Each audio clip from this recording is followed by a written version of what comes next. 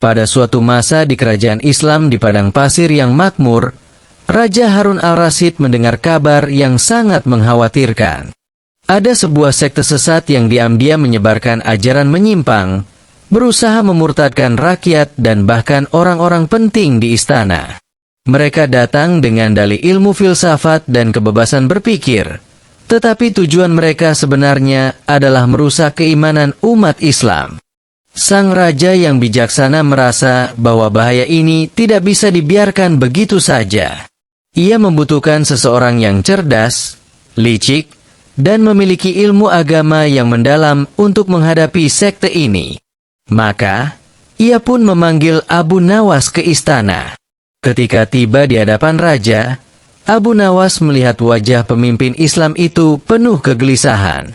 "Abu Nawas, aku memanggilmu karena engkau satu-satunya orang yang bisa menaklukkan musuh ini dengan cara yang tak terduga.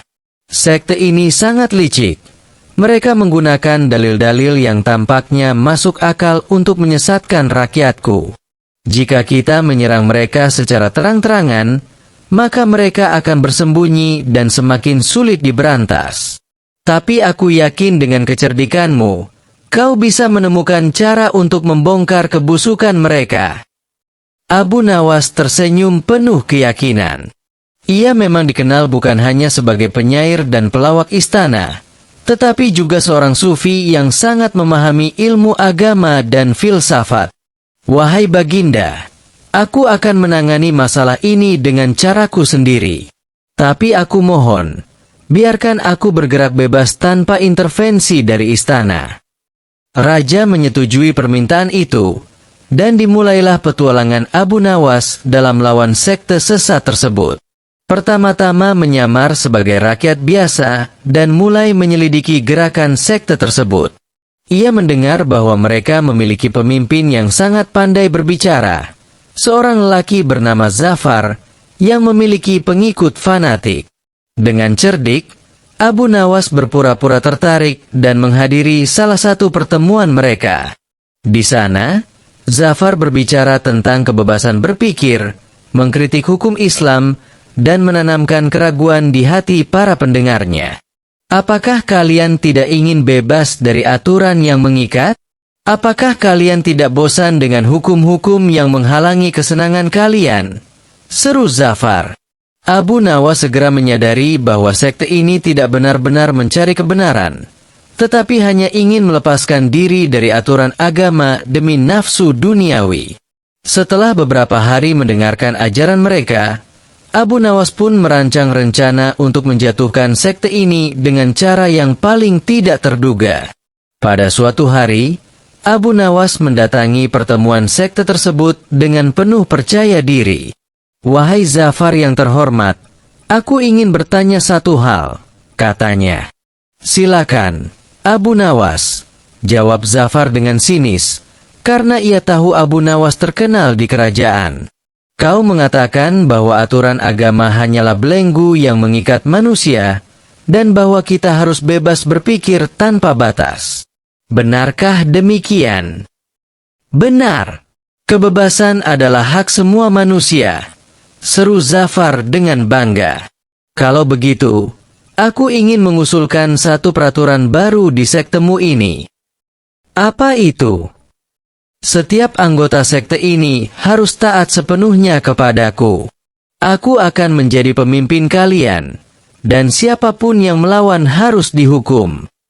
Para pengikut sekte bingung, sementara Zafar tampak marah. "Itu tidak mungkin. Kami tidak bisa dikendalikan oleh satu orang saja." Abu Nawas tertawa terbahak-bahak. "Tapi bukankah kau yang tadi bilang bahwa tidak boleh ada aturan? Jika tidak ada aturan, maka peraturanku juga sah. Jika tidak ada hukum, maka hukumku juga boleh berlaku. Jika kalian tidak menerima, maka kalian sendiri yang bertentangan dengan prinsip kalian." Seketika, para pengikut sekte mulai saling berbisik. Mereka mulai menyadari bahwa ucapan Zafar penuh dengan kontradiksi. Namun, Zafar tidak menyerah begitu saja. Ia menantang Abu Nawas dalam debat terbuka di hadapan publik. Debat besar di hadapan rakyat dan raja. Mendengar tantangan ini, Raja Harun al-Rasyid segera mengadakan acara besar di alun-alun kota. Seluruh rakyat datang untuk menyaksikan pertarungan akal antara Abu Nawas dan Zafar. Zafar memulai dengan berkata, Islam penuh dengan aturan yang membatasi kebebasan manusia. Mengapa kita harus mengikuti sesuatu yang membatasi kebebasan berpikir kita? Abu Nawas tersenyum dan menjawab, Wahai Zafar, apakah kau percaya bahwa seseorang bebas melakukan apa saja? Tentu saja.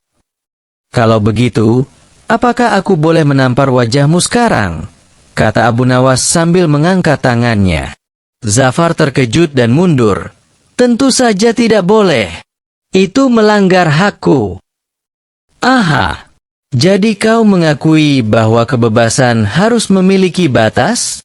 Bahwa kita membutuhkan aturan untuk hidup harmonis? Zafar terdiam. Rakyat yang menonton bersorak. Abu Nawas melanjutkan, Islam bukanlah agama yang mengekang. Islam memberikan kebebasan, tetapi kebebasan yang bertanggung jawab. Tanpa aturan, dunia akan kacau. Jika semua orang bebas melakukan apapun, maka kejahatan akan merajalela. Zafar tidak bisa menjawab. Sekte yang selama ini ia bangun dengan tipu daya, akhirnya kehilangan kepercayaan dari pengikutnya. Rakyat bersorak gembira, sementara Raja Harun al-Rasyid bangkit dari singgasananya dan bertepuk tangan. Abu Nawas, kau bukan hanya seorang penyair dan pelawak, tetapi juga seorang pemikir yang luar biasa. Berkat kecerdikan dan kebijaksanaanmu, sekte ini akhirnya terbongkar. Zafar dan para pemimpin sekte lainnya akhirnya diusir dari kerajaan, sementara para pengikutnya bertobat dan kembali ke ajaran Islam yang benar. Abu Nawas, dengan senyum khasnya, hanya berkata, kecerdikan tanpa ilmu adalah kesia-siaan. Tapi ilmu tanpa kebijaksanaan juga bisa menyesatkan. Beruntunglah mereka yang memiliki keduanya. Dan demikianlah kisah Abu Nawas, sang sufi jenaka, yang kembali mengalahkan musuh Islam dengan kecerdikan dan kebijaksanaannya. Pada suatu pagi yang cerah di kerajaan Islam di padang pasir, Raja Harun al-Rasyid duduk di singgasananya dengan raut wajah penuh kebosanan. Setelah sekian lama mengurus negara, ia merasa butuh hiburan yang bisa menguji kecerdikan seseorang. Seperti biasa, orang pertama yang terlintas di benaknya adalah Abu Nawas, si penyair licik nan jenaka. Raja pun memanggil Abu Nawas ke istana. Dengan langkah santai, Abu Nawas datang sambil tersenyum. Wahai Baginda, ada teka-teki apa lagi yang ingin kau timpakan padaku hari ini? Katanya sambil tertawa kecil. Raja tersenyum licik. Abu Nawas, aku ingin kau melakukan sesuatu yang mustahil. Aku ingin kau membawa matahari ke hadapanku. Jika kau gagal, kau akan dihukum. Para menteri yang mendengar perintah ini tertawa dalam hati. Bagaimana mungkin seseorang bisa membawa matahari? Namun, mereka juga tahu, Abu Nawas bukan orang sembarangan. Tantangan mustahil, membawa matahari ke istana. Abu Nawas terdiam sebentar, lalu tersenyum lebar. Baginda, aku butuh waktu 3 hari untuk mempersiapkan ini. Raja mengangguk. Baiklah, aku akan menunggu. Selama 3 hari, Abu Nawas tidak terlihat dimanapun. Banyak orang penasaran dengan apa yang akan ia lakukan. Pada hari ketiga, Abu Nawas datang ke istana membawa sebuah cermin besar yang sangat mengkilap. Ia berdiri di halaman istana, menunggu waktu yang tepat. Ketika matahari berada di puncaknya, ia mengarahkan cermin itu sehingga sinar matahari terpantul langsung ke ruangan singgasana raja. Seketika ruangan istana menjadi terang benderang, dipenuhi cahaya keemasan.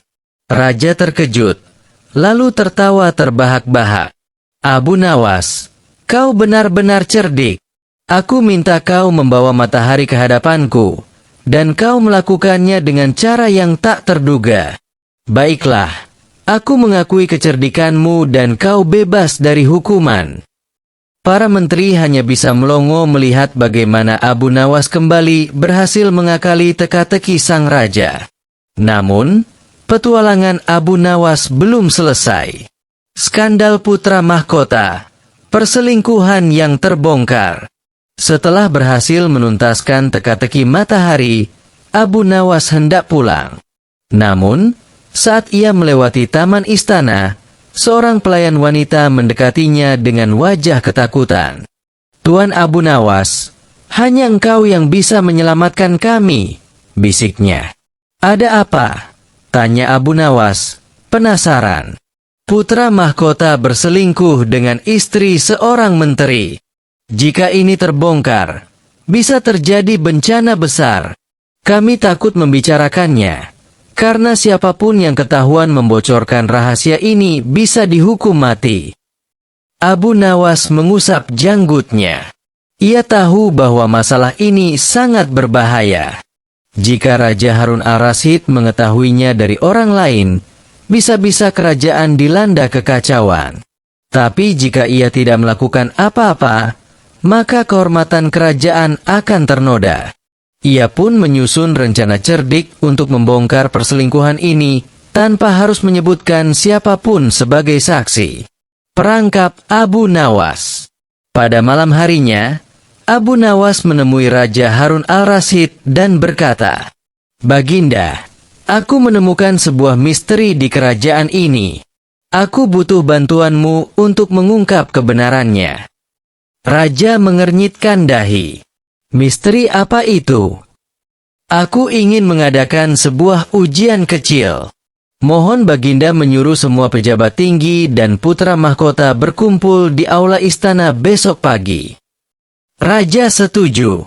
Keesokan harinya, semua pejabat kerajaan berkumpul di aula besar istana, termasuk putra mahkota yang tampak tenang dan percaya diri.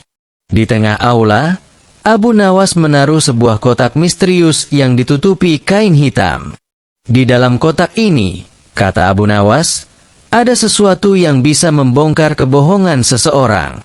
Jika ada yang bersalah, ia pasti akan terungkap." Suasana tegang. Semua orang menatap kotak itu dengan was-was.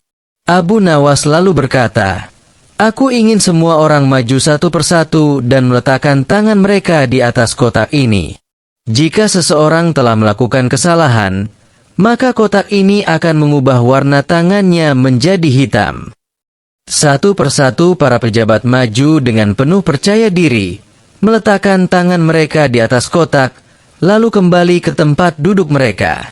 Akhirnya, giliran putra mahkota. Putra mahkota tampak ragu.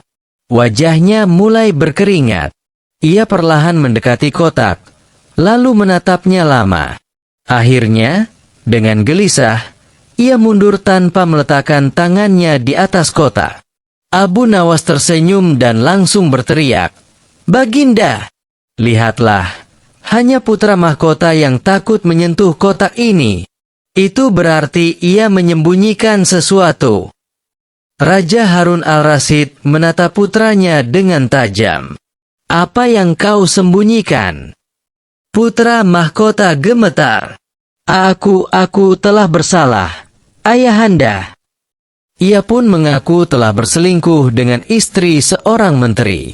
Para pejabat terkejut, sementara Raja Harun al-Rasyid sangat marah. Namun, sebelum amarahnya meledak, Abu Nawas berkata, "Baginda, mungkin ini saatnya kita belajar bahwa semua orang bisa berbuat salah. Tapi yang terpenting adalah bagaimana kita menyelesaikan masalah ini dengan keadilan, bukan dengan kemarahan." Raja akhirnya mengambil keputusan bijak. Putra mahkota dihukum untuk belajar agama dan moral lebih dalam, sementara istri menteri dikembalikan kepada keluarganya. Menteri yang merasa dikhianati awalnya murka, tetapi setelah dinasihati Abu Nawas, ia akhirnya menerima keputusan raja dengan lapang dada. Kemenangan akal dan kebijaksanaan. Setelah semua selesai, Raja Harun al-Rasyid menatap Abu Nawas dengan penuh kagum. Abu Nawas, kau bukan hanya cerdik dalam teka-teki, tetapi juga bijaksana dalam menyelesaikan masalah kerajaan. Aku berutang budi kepadamu lagi. Abu Nawas hanya tersenyum dan menjawab, Baginda, kecerdikan tanpa kebijaksanaan hanyalah tipu daya. Dan kebijaksanaan tanpa kecerdikan hanyalah teori kosong. Keduanya harus berjalan bersama. Raja pun tertawa puas, dan seluruh kerajaan kembali damai. Sementara itu, Abu Nawas kembali ke rumahnya dengan hati ringan, siap untuk tantangan berikutnya yang pasti akan datang. Di suatu pagi yang cerah di kerajaan Islam yang megah di tengah padang pasir, Raja Harun al-Rasyid duduk di singgasananya sambil berpikir keras. Ia merasa bosan dan ingin menguji kecerdikan seseorang. Seperti biasa, satu nama langsung terlintas di pikirannya, Abu Nawas. Dengan senyum licik, sang raja berkata dalam hati, Aku harus memberikan tugas yang mustahil kali ini. Aku ingin melihat sejauh mana kelicikan Abu Nawas bisa menyelamatkannya. Tanpa menunggu lama, ia pun memerintahkan pengawalnya untuk membawa Abu Nawas ke istana. Tantangan mustahil, mencari ikan emas yang bisa terbang. Tak lama kemudian, Abu Nawas tiba di hadapan raja dengan senyum khasnya. Baginda, tugas apakah yang akan kau berikan kepadaku kali ini? Tanyanya sambil mengangkat alis. Raja tersenyum licik dan berkata, Abu Nawas, aku ingin kau mencarikan aku seekor ikan emas yang bisa terbang. Aku ingin melihatnya berenang di air, lalu melompat ke udara seperti burung. Kau harus menemukannya dalam waktu 7 hari. Jika kau gagal, bersiaplah menerima hukuman. Para menteri yang mendengar perintah ini langsung tertawa kecil. Mereka berpikir, kali ini Abu Nawas pasti akan gagal. Mana ada ikan yang bisa terbang? Namun, Abu Nawas hanya tersenyum santai dan menjawab, Baginda, permintaanmu memang sulit, tetapi aku akan berusaha menemukannya. Beri aku waktu 7 hari, dan aku akan kembali dengan hasilnya. Pencarian yang penuh akal bulus. Setelah meninggalkan istana, Abu Nawas mulai berpikir keras. Ia tahu bahwa ikan emas yang bisa terbang adalah sesuatu yang mustahil. Namun, seperti biasa, ia tak pernah menyerah begitu saja. Ia lalu pergi ke pasar ikan di kota, lalu ke sungai-sungai, dan bahkan berbicara dengan para nelayan. Semua orang tertawa mendengar permintaannya. Ikan emas yang bisa terbang? Wah, Abu Nawas, kau pasti sedang bergurau, kata seorang nelayan tua sambil tertawa terbahak-bahak. Namun, Abu Nawas tetap tenang. Ia tahu bahwa ia tidak benar-benar perlu menemukan ikan semacam itu. Ia hanya perlu membalikkan keadaan dan membuat raja terjebak dalam permainannya sendiri. Pada hari ke-7, Abu Nawas kembali ke istana dengan senyum misterius di wajahnya. Pembalasan Abu Nawas. Di hadapan raja dan seluruh pejabat kerajaan, Abu Nawas berkata, Baginda, aku telah menemukan ikan emas yang bisa terbang. Raja terkejut. Benarkah? Mana ikannya? Tunjukkan padaku sekarang. Abu Nawas mengangguk, lalu berkata, Baginda, ikan ini sangat langka dan hanya bisa ditemukan di tempat yang sangat jauh.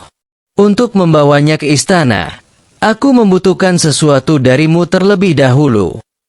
Raja mengernyitkan dahi. Apa yang kau butuhkan? Aku butuh sebuah kandang emas yang bisa berjalan sendiri ke sungai tempat ikan itu berada.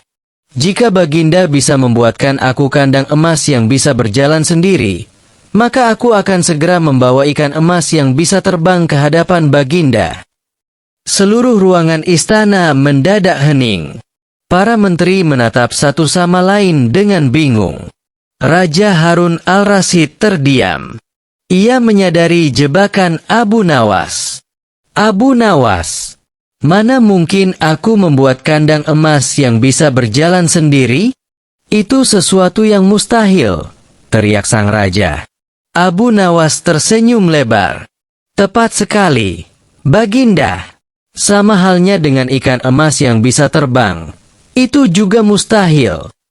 Para menteri yang awalnya ingin menertawakan Abu Nawas kini malah tertawa melihat betapa cerdiknya ia membalikkan keadaan. Raja Harun al-Rasyid, meskipun awalnya kesal, akhirnya tertawa keras. Abu Nawas, kau benar-benar cerdik. Aku ingin menjebakmu, tetapi malah aku sendiri yang terjebak. Baiklah, aku mengaku kalah. Kau bebas dari hukuman. Pelajaran bijak dari Abu Nawas. Setelah kejadian itu, raja semakin kagum pada kecerdikan Abu Nawas. Ia pun bertanya, Abu Nawas, dari mana kau belajar berpikir seperti ini? Abu Nawas menjawab dengan senyum bijak, Baginda, dalam hidup ini, kita harus tahu mana yang mungkin dan mana yang tidak. Jika seseorang meminta sesuatu yang mustahil, maka cara terbaik menghadapinya adalah dengan memintanya melakukan sesuatu yang sama mustahilnya. Dengan begitu, kita akan menunjukkan logika dan kebijaksanaan, bukan hanya kelicikan. Raja mengangguk setuju dan berkata, aku telah belajar sesuatu yang berharga hari ini. Terima kasih, Abu Nawas. Dan seperti biasa, Abu Nawas kembali ke rumahnya dengan langkah ringan, meninggalkan tawa dan pelajaran yang mendalam bagi kerajaan.